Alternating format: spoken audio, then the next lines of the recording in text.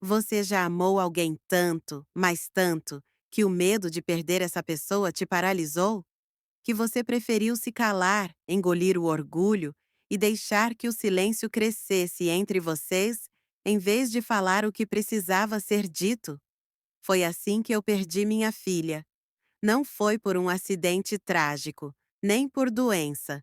Foi por palavras que ficaram presas dentro do meu coração, por abraços que eu nunca tive coragem de dar, e por 31 cartas que eu escrevi, mas nunca tive coragem de entregar. Hoje eu tenho 74 anos e finalmente consegui abrir aquela caixa que guardava todos esses sentimentos por tanto tempo. Nela estavam as cartas que escrevi durante anos, cheias de arrependimento, amor, medo e esperança. Eu quero que essa história sirva de lição para quem ainda tem tempo. Porque eu perdi minha filha, e o que me resta é essa dor silenciosa que não me deixa esquecer. Era 1993. Ela tinha 17 anos, aquela idade cheia de sonhos, rebeldia e vontade de descobrir o mundo.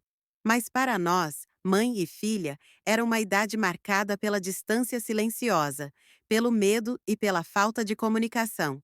Naquele dia, lembro do som da porta batendo forte, do eco que ficou pela casa vazia e do cheiro do café esfriando na xícara que ela não chegou a tomar. Ela me olhou nos olhos e disse: "Você ama mais ele do que a mim." Eu não respondi. Fiquei calada. No fundo, eu sabia que ela estava certa. Meu marido, pai dela, era um homem severo, rígido e duro, especialmente com nossa filha. E comigo nem se fala. Eu tinha medo dele, medo de enfrentar aquele homem, medo de criar minhas filhas sozinha, medo de tudo, menos da coisa que eu devia temer mais: perder o amor da minha própria filha. Naquela noite, a casa parecia gritar o nome dela, e eu não conseguia dormir. Então, sentei na mesa da cozinha, peguei uma folha de papel e comecei a escrever. Querida Ana. Foi assim que começou a primeira carta. Pedi perdão. Confessei que sentia falta do sorriso dela, que ela tinha razão e que eu amava ela mais do que sabia mostrar. Mas quando terminei, senti um medo enorme de enviar aquela carta. Ela vai rasgar, vai rir de mim, vai pensar que é tarde demais.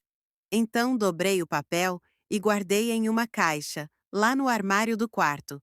No ano seguinte, no aniversário dela, escrevi outra carta, depois outra. E assim foi, ano após ano, até que escrevi 31 cartas. Algumas longas, cheias de palavras que eu nunca disse em voz alta.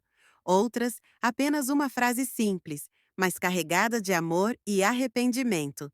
Todas terminavam com as mesmas palavras: "Te amo, me perdoa por ter sido fraca quando você mais precisou que eu fosse forte."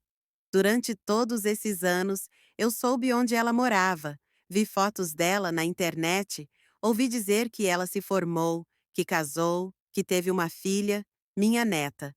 Mas eu nunca consegui bater na porta dela. O medo do que eu poderia encontrar, ou pior, do que eu não encontraria, me paralisou. Hoje é o aniversário dela. Ela está completando 48 anos. Sozinha nesta casa silenciosa, com o corpo cansado e o coração apertado, decidi abrir a caixa. Lá estavam todas as cartas, amareladas pelo tempo, algumas borradas pelas lágrimas que caíram enquanto eu escrevia. Li uma por uma e chorei como uma criança que perdeu a mãe. Porque no fundo, eu sentia que tinha perdido não só minha filha, mas também minha mãe e a mim mesma. Agora, eu entendo uma coisa que só o tempo ensina. A dor do arrependimento não passa com o tempo. Ela amadurece, cria raízes, cresce e corrói por dentro.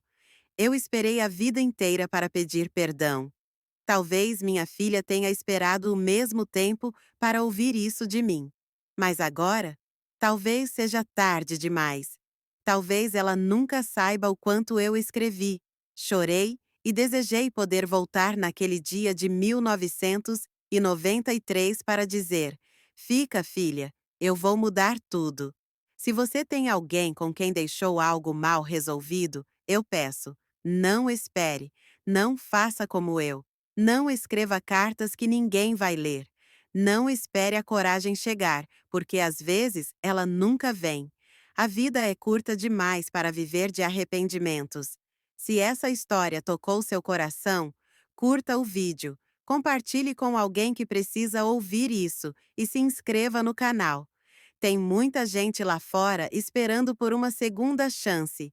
E talvez esse vídeo seja o começo dessa chance.